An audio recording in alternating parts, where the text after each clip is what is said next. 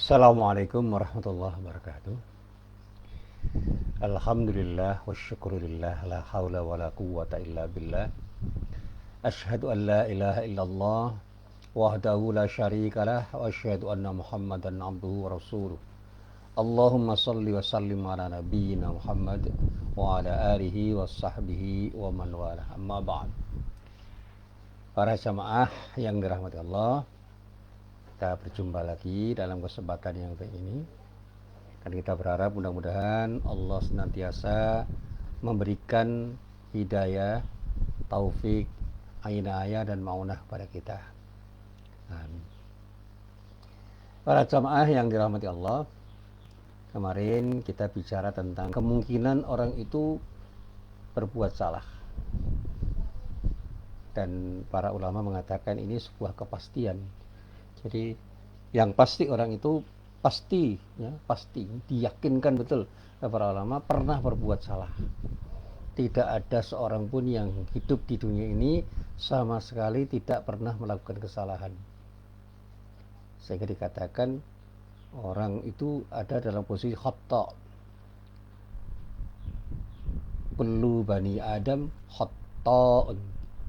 Semua orang itu ada di dalam kesalahan. Wa khairul khata'in itu ucapan Nabi. Sebaik-baik orang yang pernah bersalah itu adalah at-tawwabin, orang-orang yang bertaubat, orang-orang yang betul-betul mau menyadari kesalahannya dan kemudian tidak mau mengulangi berbuat salah, dan pada akhirnya menjadi orang yang lebih baik dari waktu ke waktu. Ini orang yang terbaik. Nah, para jamaah yang dirahmati Allah, hari ini kita bicara tentang bagaimana seharusnya kita bertaubat. Ada istilah yang populer di kalangan para ulama dan kita kenal yang disebut dengan taubatan nasuha. Taubat yang disifati dengan nasuha. Nah, jadi ini istilah yang perlu kita pahami untuk kita jadikan sebagai pijakan. Para jamaah yang dirahmati Allah, taubat kata para ulama merupakan bagian penting, bagian yang jangan sampai diabaikan dalam perjalanan hidup kita, karena setiap anak manusia setelah dirinya mengembara untuk menelusuri jalan terjal menuju puncak pengembaraannya, itu selalu mungkin untuk berbuat salah. Dikatakan oleh para ulama, tidak seorang pun anak manusia yang di dalam perjalanan hidupnya itu tidak pernah khilaf, tidak pernah berbuat salah, tidak pernah melakukan perbuatan dosa. Apapun yang menyebabkan orang itu berbuat dosa, kita tidak usah membahas secara rinci, tetapi sebagai akibat dari serangkaian sebab yang kita miliki, maka kita pun pasti pernah berbuat salah. Oleh karenanya kita harus mau kembali ke titik nol. Ini istilah yang digunakan oleh para motivator, para mubalik, para penceramah. Agar apa? Agar kita mendapatkan kembali kesucian kita setelah melakukan berbagai macam kesalahan dalam semua bentuk perilaku kita. Kita harus benar-benar mau bertaubat untuk mendapatkan apa? Maghfirah, ampunan dari Allah Subhanahu wa ta'ala. Dan satu cara untuk bertaubat itu yang disebut dengan taubatan nasuha. Nah, para jamaah yang dirahmati Allah, kata taubatan nasuha itu sering kita dengar. Dan oleh para ulama disebut sebagai taubat yang tertinggi nilainya, taubat yang dilakukan oleh orang ketika orang itu mencapai puncak kesempurnaan taubatnya. Nah, taubat yang seperti ini dikatakan oleh para ulama dengan metafor seperti pekerjaan menjahit. Metafornya begini, ketika orang itu berbuat tidak baik, berbuat maksiat, berbuat sesuatu yang salah, itu diumpamakan dia itu telah melakukan tindakan yang mengakibatkan kain itu robek. Nah, kalau kain itu kita anggap sebagai agama, maka orang yang berbuat maksiat itu telah merobek agamanya. Nah, ketika kita bicara akhlak, akhlak kita itu terlukai, tergores, teriris, rusak secara perlahan ketika kita itu melakukan tindakan yang berseberangan dengan panduan di dalam berakhlak. Jadi satu contoh yang paling mudah itu. Ketika kita itu berbohong, maka sebenarnya kita telah merobek pakaian kita yang disebut kejujuran. Kejujuran kita terobek oleh kebohongan kita. Ketika kita curang, itu telah merobek sesuatu yang seharusnya kita lakukan di dalam melakukan tindakan yang kita sebut sebagai tindakan fair.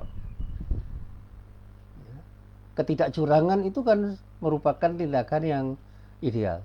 Nah, begitu kita curang, itu berarti kita sudah merobek pakaian yang kita pakai, yaitu tindakan kita yang kita lakukan dengan fair, dengan jujur, dengan tidak curang. Dan ketika kita bertaubat dari ketidakjujuran itu, diibaratkan oleh para ulama, kita sedang menambal atau menjahit kembali pakaian kita yang rusak atau robek itu. Ambil contoh yang paling mudah lagi itu. Jadi ketika kita itu melakukan tindakan yang tidak baik dalam wilayah yang paling kecil lah di masyarakat itu ya, kita menyakiti hati orang. Padahal seharusnya kita kan tidak boleh menyakiti hati orang. Berkata baik, melakukan tindakan yang baik, orang itu nyaman dengan diri kita ketika berinteraksi dengan diri kita. Nah, begitu kita itu melukai hati orang, kita itu dikatakan telah merobek pakaian yang seharusnya kita pakai berupa kelembutan, kesopanan, kesantunan kita di dalam bergaul dengan orang lain. Nah, disinilah kemudian ketika kita kembali menjadi santun, menjadi lembut, menjadi orang yang tidak menyakiti hati, kita dikatakan telah menjahit kembali pakaian yang telah robek itu. Nah, kalau robek itu terkait dengan hubungan kita dengan sesama manusia, maka sekali lagi saya sampaikan dengan bahasa yang sederhana. Kita ini harus menambah sesuatu yang terkait dengan robeknya pakaian yang ada pada diri manusia itu. Nah, para mubalek mengibaratkan sebuah luka yang terjadi karena paku yang menancap. Ketika kita itu memaku papan apapun, maka papan yang kita paku itu akan terlukai oleh paku yang kita pakukan. Kita pukul dengan martil untuk masuk ke ruang yang semula tidak terbuka. Nah, begitu kita cabut paku itu, maka ada bekas luka. Nah, bekas luka itu yang kemudian harus kita tambal dengan cara taubatan nasuha, dengan penambalan yang sempurna. Jadi diibaratkan orang yang bertaubat dengan konsep taubatan nasuha itu adalah menambal pakaian yang robek dengan tambalan yang sempurna, sesempurna mungkin. Meskipun kesempurnaan itu hanya milik Allah, tetapi yang terpenting adalah upaya kita untuk menyempurnakan tindakan yang bisa kita lakukan. Ya, seperti orang bicara khusyuk, katanya orang itu tidak akan mungkin 100% khusyuk di dalam sholat. Ya, mungkin saja seperti itu, tetapi upaya untuk khusyuk itu tetap harus kita lakukan. Dalam konsep-konsep yang terkait dengan dunia tasawuf, kita diminta untuk menuju insan kamil, manusia sempurna. Tapi manusia paripurna itu kan tidak akan mungkin kita capai. Tapi ketidakmungkinan itu jangan sampai mengakibatkan kita tidak mau berupaya untuk menuju ke sana. Kita harus punya upaya optimal untuk menjadi manusia yang sesempurna mungkin. Meskipun pada akhirnya kita tidak akan menjadi manusia sempurna. Nah, para jamaah yang dirahmati Allah, taubat nasuha itu dalam kajian akhlak, apalagi kalau kita mengkaji dalam kajian tasawuf yang dulu pernah saya sampaikan dalam kesempatan yang lain, itu adalah taubat yang dikatakan taubatnya orang yang sudah mencapai puncak kesempurnaan di dalam bertaubat, yang dilaksanakan atau dilakukan orang itu seoptimal mungkin, selaras dengan kemampuan optimal mereka. Nah, taubat yang seperti ini seperti dikatakan oleh para ulama sebagai perbuatan menambal sesuatu yang rusak. Sehingga ketika tambalan itu tertambal dengan baik, insya Allah kerusakan itu akan menjadi tidak terlihat rusak lagi. Nah, di antara perintah Allah kepada kita hambanya adalah perintah untuk taubat.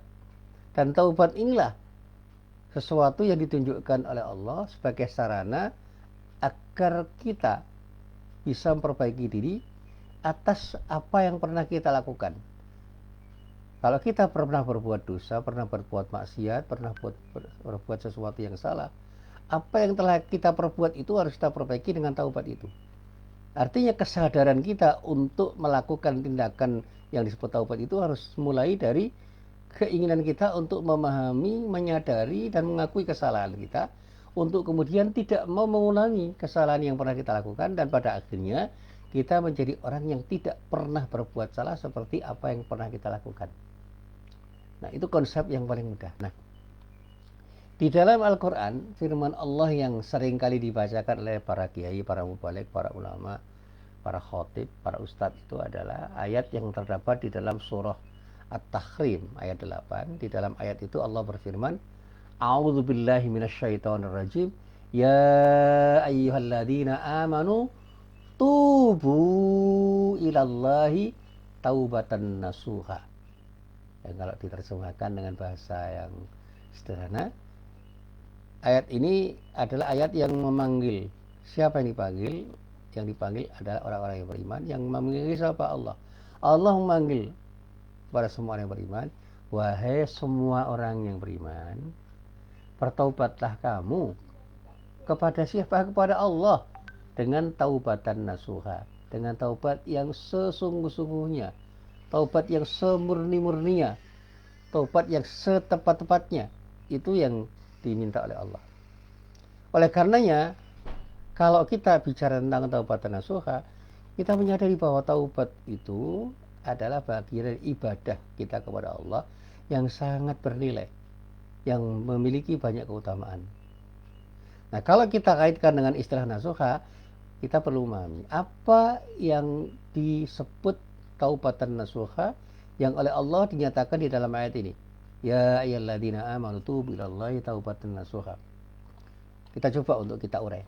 Nah, di dalam kajian akhlak, dan nanti kalau kita sempat membaca buku-buku tasawuf, ada beberapa hal yang dijelaskan oleh para ulama terkait dengan taubatan nasuha ini. Yang pertama, makna taubatan nasuha itu adalah taubat yang murni, yang kita lakukan dengan ikhlas, yang kita lakukan dengan sejujur-jujurnya.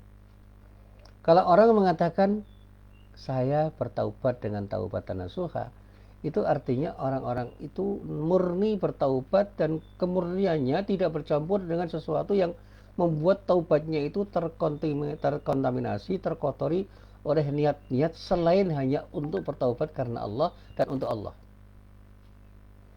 Nah, taubat itu adalah taubat dari apa? Dari perbuatan yang tidak baik. Menuju apa? Untuk apa? Untuk menjadi lebih baik. Dan pada saatnya kita itu seolah-olah keluar dari air comberan menuju kolam yang bersih.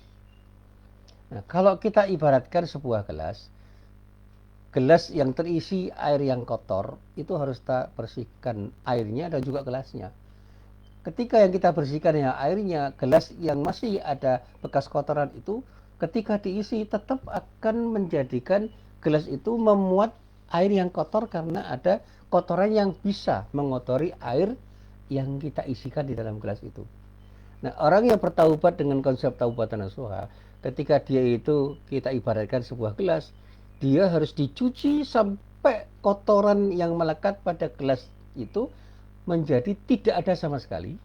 Lalu ketika mengisi dengan air yang bersih, yakinkan bahwa air yang diisi itu adalah air yang bersih, sehingga air yang ada di dalam gelas itu tidak terkontaminasi, tidak tercampuri oleh kotoran yang melekat pada gelas itu.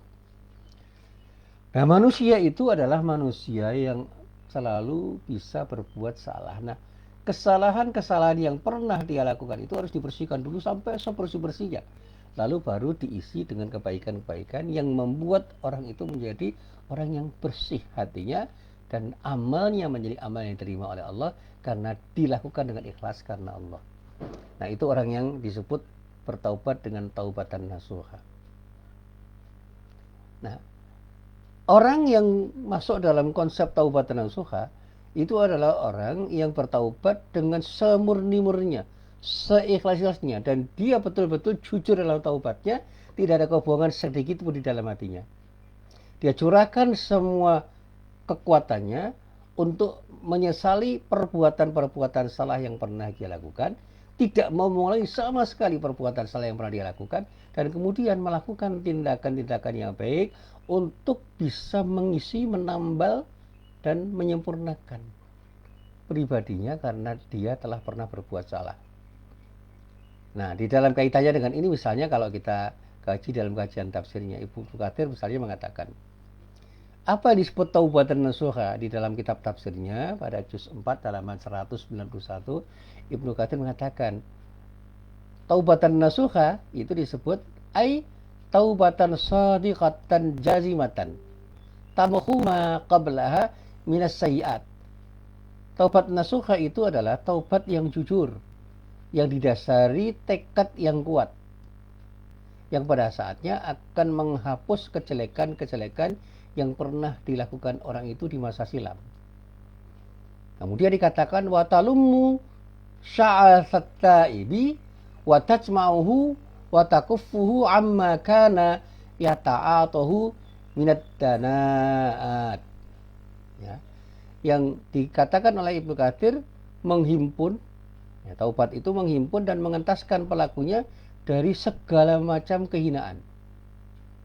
Jadi semua kehinaan itu kemudian terentaskan karena apa? Karena orang itu melakukan tindakan yang sejujur-jujurnya, seikhlas-ikhlasnya, dengan tekad yang kuat untuk menghapus semua bentuk kejelekan di masa silam, dan pada saatnya dia menjadi orang yang bisa menghimpun kebaikan karena semua keburukannya itu lenyap dikarenakan dia telah melakukan tindakan untuk melenyapkan segala macam keburukan yang dia lakukan.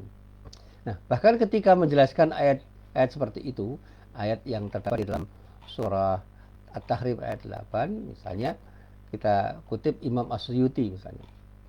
Imam As-Suyuti itu menjelaskan di dalam kitab Tafsir Jalalain dengan kata-kata taubat nasuha itu adalah shadiqatun bi alla yu'ada ila dzanbi wa la yuradal audu ilaihi. Taubat yang jujur. Ya, dikatakan taubatun shadiqah, taubat yang jujur. Apa taubat yang jujur itu? Yaitu orang yang melakukannya itu tidak melakukan kembali perbuatan dosa yang kemudian sama sekali tidak ada keinginan atau maksud untuk mengulangi perbuatan dosanya itu sekecil apapun. Kemudian dijelaskan juga oleh Ibnu Qayyim al-Jauziyah di dalam kitab Madarijus Salikin pada juz 1 halaman 309 sampai 310 dengan kata-kata begini. Fannushu fit taubati wal ibadati wal masyurati tahlisuha min kulli ghisyin wa naqsin wa fasad wa iqawa ala akmalil wujuh. Kalau kita bicara an-nushu di dalam taubat, ya, di taubatan nasuha itu dikatakan ibadah dan nasihat. An-nushu dalam ibadah itu adalah ibadah dan nasihat. Kalau kita bicara tentang ibadah dan nasihat, artinya kalau taubat itu terkait dengan persoalan ibadah dan nasihat, artinya memurnikan ibadah dan nasihat itu dari semua kotoran, kekurangan, dan kerusakan. Nah, seseorang yang bertaubat dengan taubatan nasuha ketika beribadah dan bermuamalah, orang itu dikatakan telah melaksanakan semua tindakannya itu dalam bentuk yang paling sempurna. Dan kesempurnaan itu terjadi sebagai akibat dari tekad mereka untuk tidak mengulangi kesalahan yang pernah dia lakukan dan kemudian melakukan tindakan-tindakan yang sebaliknya, itu tindakan-tindakan yang baik. Nah, taubatan nasuha yang seperti inilah yang akan dirasakan pengaruhnya oleh semua orang yang melakukannya, yang orang-orang lain pun juga akan merasakan kebaikan-kebaikan yang datang dari orang yang melakukan taubatan nasuha.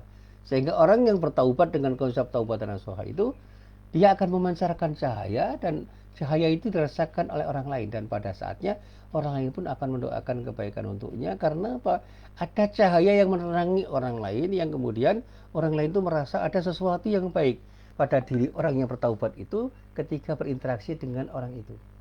Jadi dalam interaksi antara orang yang bertaubat dengan orang lain itu akan merasakan pancaran kebaikan dari orang yang bertaubat itu, karena orang yang bertaubat dengan konsep taubatan nasuha itu telah melenyapkan semua macam keburukan, segala macam keburukan yang ada pada dirinya, tidak hanya dalam wilayah perilaku yang tampak atau kasat mata, tetapi juga sesuatu yang terpendam di dalam hatinya, sehingga pancaran setiap tindakannya termasuk ucapannya itu menjadi pancaran yang indah, yang menenteramkan, yang menyenangkan, dan membuat orang itu menjadi damai. Dan pada saatnya orang-orang lain pun akan mendoakan pada orang itu dengan doa yang baik.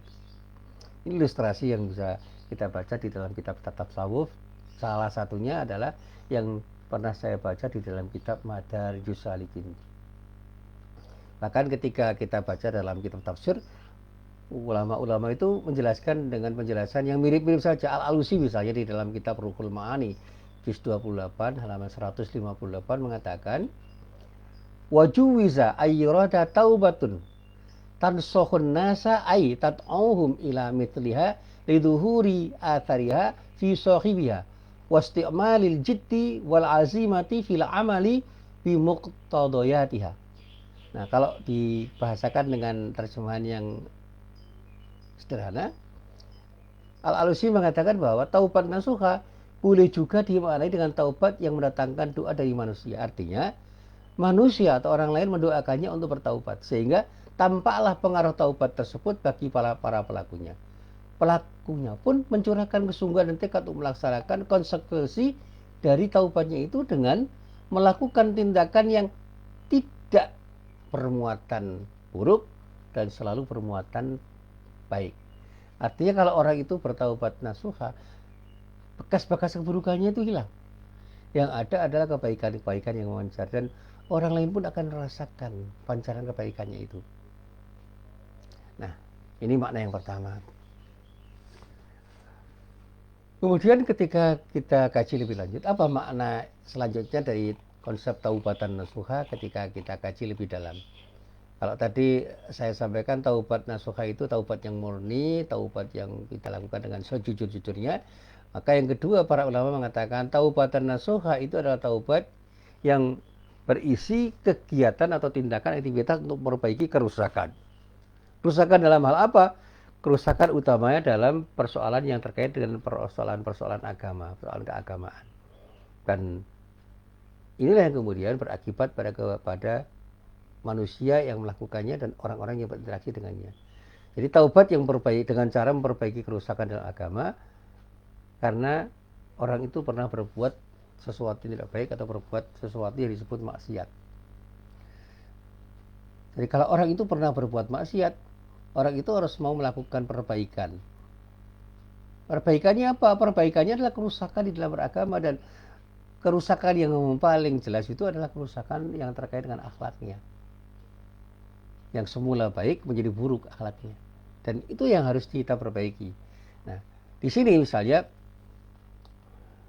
Al-Aini dalam kitab Umdatul Qari juz 1 halaman 321 mengatakan, wa aslun nasihati ma'khudatun min nasahar rajulu taubahu idza khatahu bil munsih.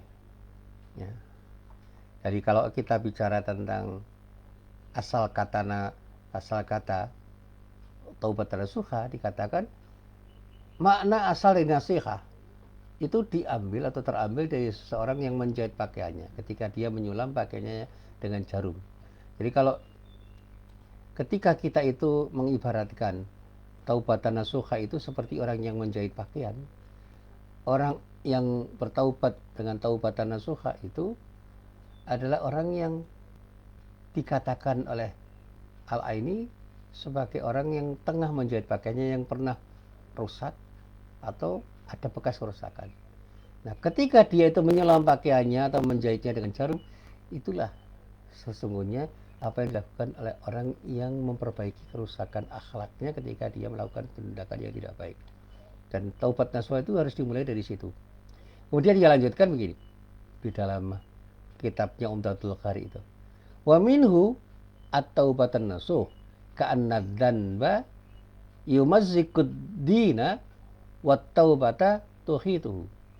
Dari kata nasihat tersebut muncullah istilah taubatan nasuha, seakan-akan dosa atau maksiat itu telah merobek agamanya atau agama seorang yang melakukan tindakan-tindakan maksiat itu.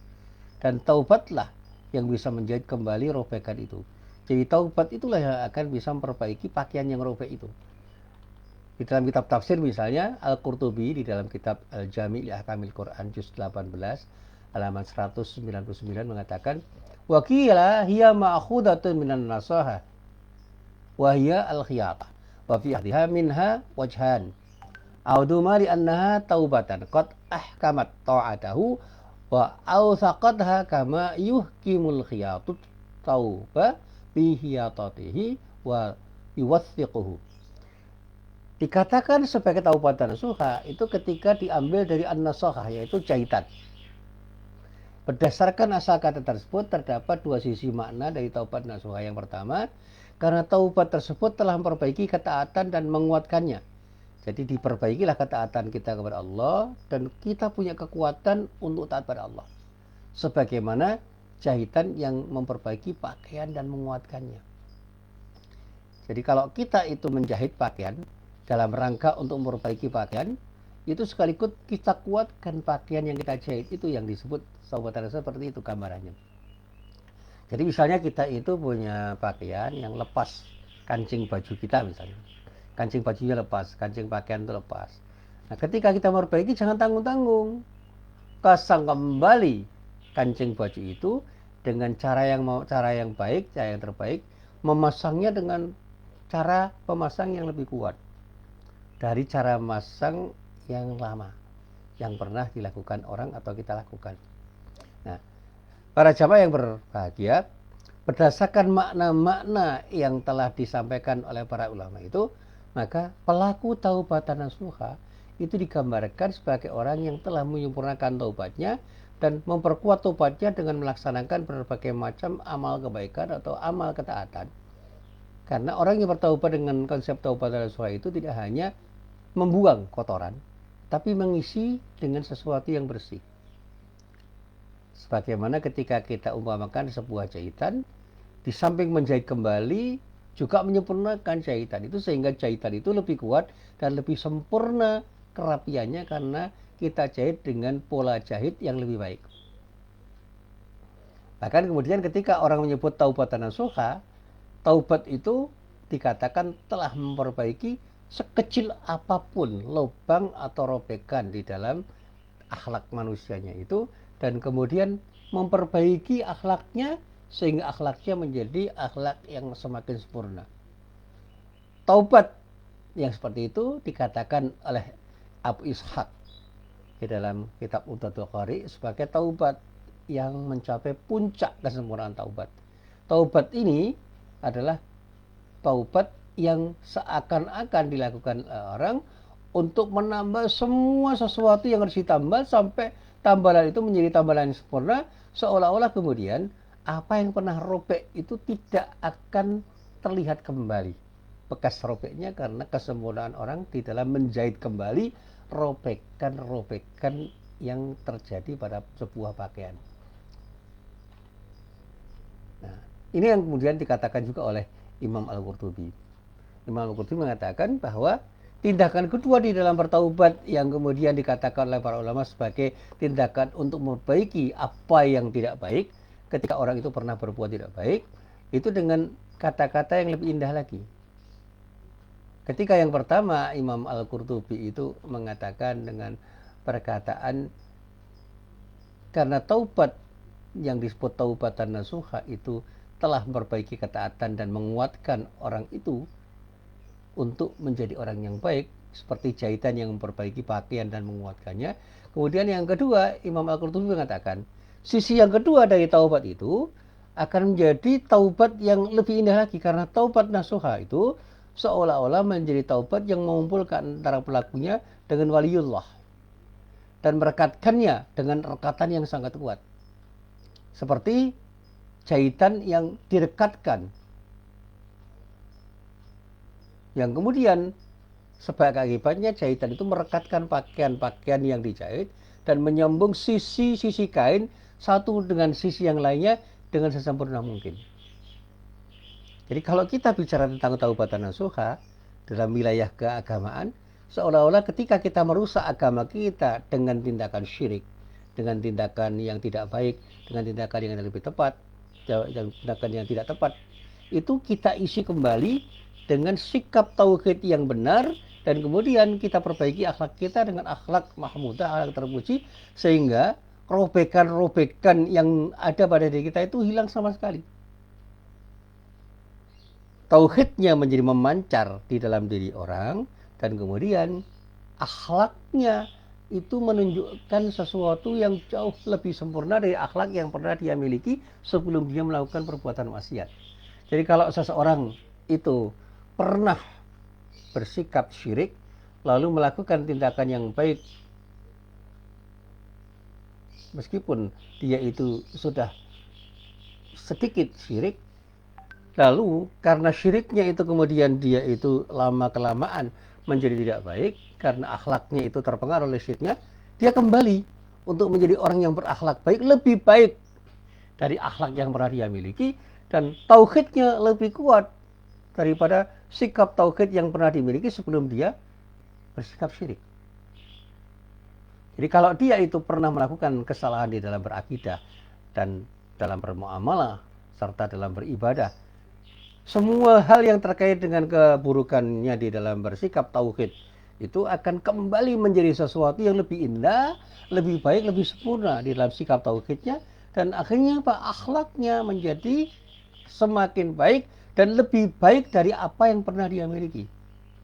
Itu orang yang bertaubat dengan taubatan nasuha. Nah, kemudian yang terakhir para jamaah yang berbahagia, karena taubat nasuha itu adalah taubat yang betul-betul ditujukan untuk mendapatkan maghfirah dari Allah, maka ketika kita berhablum minallah, lekatkan diri kita hanya kepada Allah. Sehingga seorang yang bertaubat dengan konsep taubatan nasuha itu, dia sadar betul bahwa hanya dengan mendekatkan diri kepada Allah, segala macam keburukannya ketika dia beribadah kepada Allah akan hilang. Karena apa? Yang dia lakukan hanya tindakan-tindakan yang bermuara pada pendekatan dirinya kepada Allah. Demikian juga di dalam bermuamalah. Orang yang melakukan taubat dengan taubatan nasuha di dalam bermuamalah itu seolah-olah dia sudah tidak lagi merindukan perbuatan-perbuatan yang salah sekecil apapun ketika bermuamalah, sehingga begitu dia bertaubat dengan taubatan nasuha, muamalahnya itu semakin baik dan jauh lebih baik daripada muamalah yang pernah dia lakukan ketika dia bermuamalah sebelum dia bertaubat. Sehingga orang lain pun akan heran, ada apa dengan orang ini? Nah, orang-orang seperti itu adalah orang-orang yang didambakan oleh orang lain. Sehingga orang yang bertaubat dengan taubatan nasuha, akhlaknya tidak hanya memancar di dalam dirinya untuk kepentingan dirinya, tapi juga memancar pada orang lain.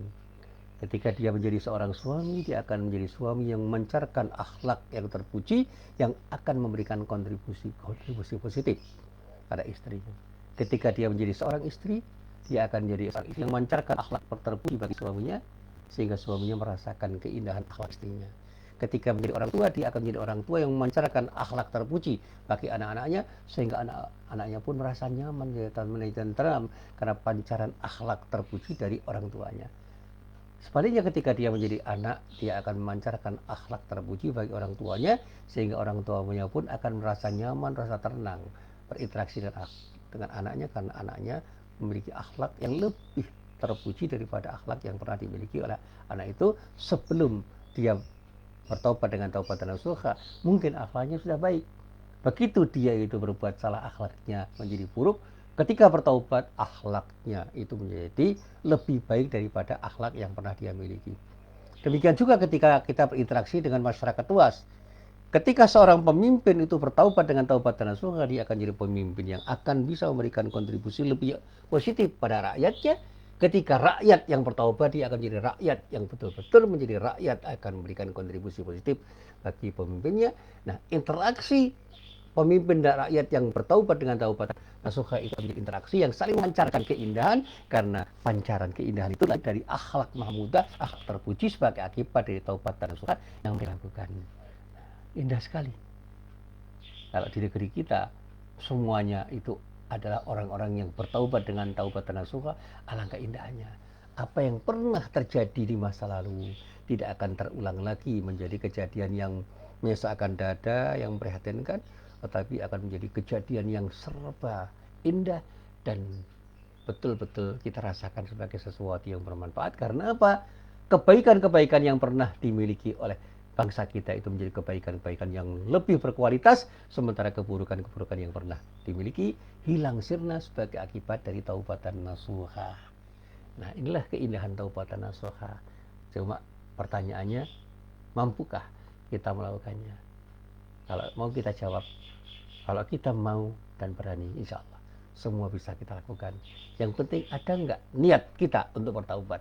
Lalu ada nggak keberanian untuk melakukan tindakan itu dengan segala macam risiko yang harus kita tanggung, dan kemudian kemauan dan keberanian itu kita tunjukkan dalam perilaku sehari-hari, karena kita yakin bahwa hanya Allah yang kita tuju, karena setiap tindakan yang kita tujukan hanya untuk mendapatkan ridha Allah, itu akan kita lakukan dengan nyaman, dengan enak, tanpa beban, karena kita tidak akan melihat siapa yang ada di sekitar kita, karena yang kita inginkan bukan pujian dari orang. Ketika kita tidak dipuji, kita tetap berjalan apa adanya.